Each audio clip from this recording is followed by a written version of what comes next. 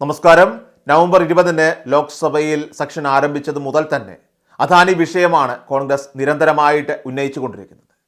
എന്നാൽ രാഹുൽ ഗാന്ധിക്കും അതോടൊപ്പം തന്നെ സോണിയാഗാന്ധിക്കും ജോർജ് സോറസുമായിട്ട് ബന്ധമുണ്ടെന്ന് ആരോപിച്ചാണ് BJP പ്രതിരോധം ഇപ്പോൾ തീർക്കുന്നത്. എന്നാൽ അദാനി വിഷയത്തിൽ പ്രതിരോധത്തിലായ BJPയും അവരുടെ വക്താവ് സംബിത് പത്ര MPയും ഒക്കെ കുറച്ച് ദിവസങ്ങൾക്ക് മുൻപ് ഒരു പ്രസ്താവന നടത്തിയിരുന്നു.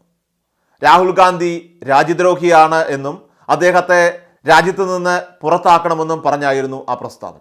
എന്നാൽ രാഹുൽ ഗാന്ധിയുമായി ബന്ധപ്പെട്ട ഈ വിവാദം അങ്ങനെ ഒരു സംഭവമേ ഈ ലോകത്തില്ല എന്നാണ് ഇപ്പോൾ അന്താരാഷ്ട്ര മാധ്യമങ്ങളടക്കം തന്നെ പ്രധാന വാർത്തയായിട്ട് പ്രസിദ്ധീകരിച്ചിരിക്കുന്നത്.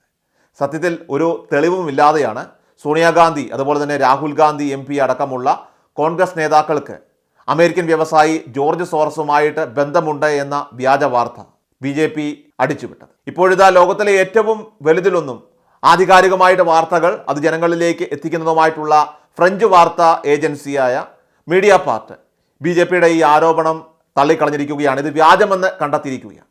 BJP വാദത്തിന് യാതൊരു തെളിവില്ലെന്നും ശക്തമായിട്ട് അപലപിക്കുന്നുവെന്നും മീഡിയ പാർട്ട് പുറത്തുവിടുകയാണ്. അവർ ഇങ്ങനെ അറിയിച്ചിരിക്കുന്നതിന് ഒരു പ്രധാനപ്പെട്ട കാരണം കൂടിയുണ്ട്. അതായത് ഒരിക്കലും പ്രസിദ്ധീകരിക്കാത്ത വാർത്തകൾ പ്രചരിപ്പിക്കാൻ മീഡിയ പാർട്ടിൻ്റെ ലേഖനമാണ് BJP ഇവിടെ തെറ്റായി ഉപയോഗിച്ചിരിക്കുന്നതെന്നാണ്. മീഡിയ പാർട്ടി ഡയറക്ടറും അതോടൊപ്പം തന്നെ പബ്ലിഷറുമായിട്ടുള്ള കാരിൻ ഫൗട്ടുവാണ് ഈ തെളിവുകൾ സഹിതം ഈ പ്രസ്താവന ഇറക്കിയിരിക്കുന്നത്. ഒരിക്കലും പ്രസിദ്ധീകരിക്കാത്ത വ്യാജ വാർത്തകൾ പ്രചരിപ്പിക്കാനായിട്ട് മീഡിയ പാർട്ടിൻ്റെ ലേഖനം BJP തെറ്റായിട്ട് ഉപയോഗിച്ചെന്നും അവർ പറയുന്നു. മീഡിയ പാർട്ടി പുറത്തുവിട്ട റിപ്പോർട്ടിൻ്റെ ഉള്ളടക്കം എന്ന് ചൂണ്ടിക്കാട്ടിക്കൊണ്ടാണ് സോണിയാഗാന്ധിയെയും അതോടൊപ്പം തന്നെ രാഹുൽ ഗാന്ധിയെയും ജോർജ് സോറസുമായിട്ട് ബന്ധപ്പെടുത്തി തേജോവധം ചെയ്യാൻ വേണ്ടി BJP പാർലമെന്റിൽ തന്നെ ഉന്നയിച്ച കാര്യം മറ്റൊരു ലോകവാർത്താ ഏജൻസിയെ കൂട്ടുപിടിച്ച് ഇത്തരത്തിൽ പച്ചക്കള്ളം മെനഞ്ഞത്. ലോക്സഭയിൽ സോണിയാഗാന്ധിക്ക് ജോർജ് സോറസ് ഫൗണ്ടേഷൻ ഫണ്ട് നൽകുന്ന ഗ്രൂപ്പുമായിട്ട് ബന്ധമുണ്ട് എന്നായിരുന്നു BJP പറഞ്ഞത്.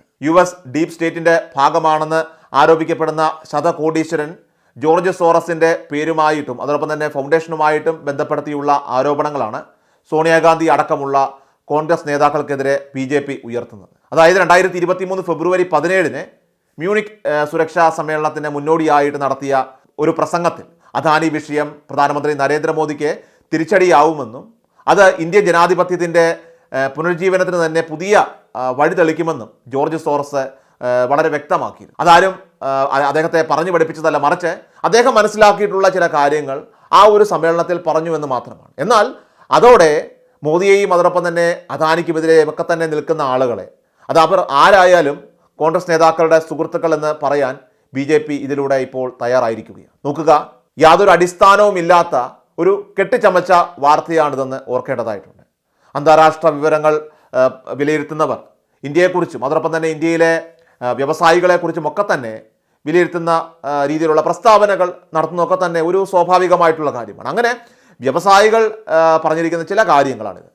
അതിന് പ്രകാരം അദാനി കമ്പനികളുടെ ഈ തട്ടിപ്പിനെക്കുറിച്ചും അതോടൊപ്പം തന്നെ ഓഹരി വിപണിയിലെ ആ ഒരു കൃത്രിമത്വത്തെക്കുറിച്ചും ഒക്കെ തന്നെ മൗനം തുടരുന്ന മോദി വിദേശ നിക്ഷേപകരുടെ ചോദ്യങ്ങൾക്കും പാർലമെന്റിനും മറുപടി നൽകണമെന്ന് സോറസ് ഇവിടെ ആവശ്യപ്പെടുന്നു. കാരണം ലോകത്തിലെ ഏറ്റവും വലിയൊരു വ്യവസായി ആയിട്ടുള്ള അതും അദാനിയുടെ ചങ്ങാതിയായി ലോകം തന്നെ പറയപ്പെടുന്ന മോദി അദാനിയുടെ ഈ തട്ടിപ്പുമായി ബന്ധപ്പെട്ട വാർത്തയിൽ ഒരു പ്രതികരണവും നടത്തുന്നില്ല.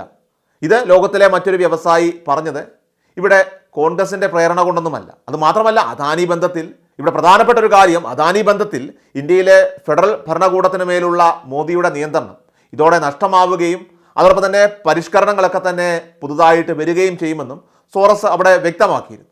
ഇന്ത്യയിൽ ജനാധിപത്യം പുനരുജ്ജീവിക്കുമെന്നും സോറസ് പ്രതീക്ഷ പ്രകടിപ്പിക്കുകയും ചെയ്തിരുന്നു.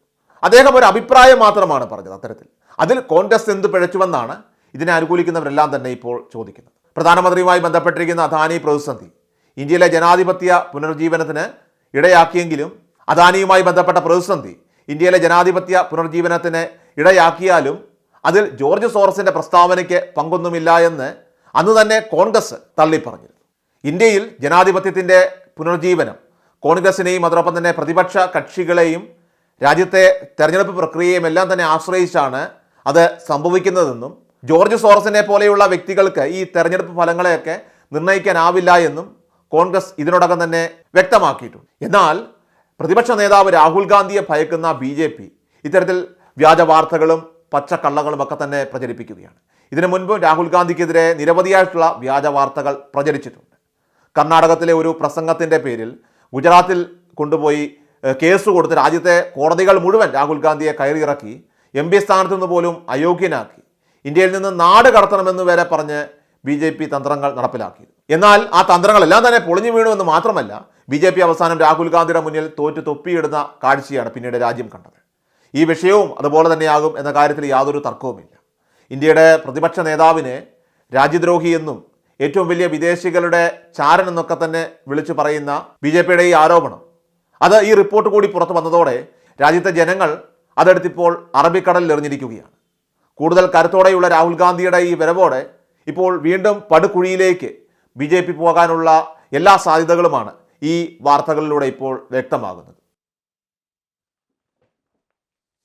എല്ലാ ദിവസവും വാർത്തകൾക്കായി സബ്സ്ക്രൈബ് ചെയ്യുക, ഫോളോ ചെയ്യുക. വാർത്തകളുടെ നോട്ടിഫിക്കേഷനായി ബെൽ ഐക്കൺ എനേബിൾ ചെയ്യുക.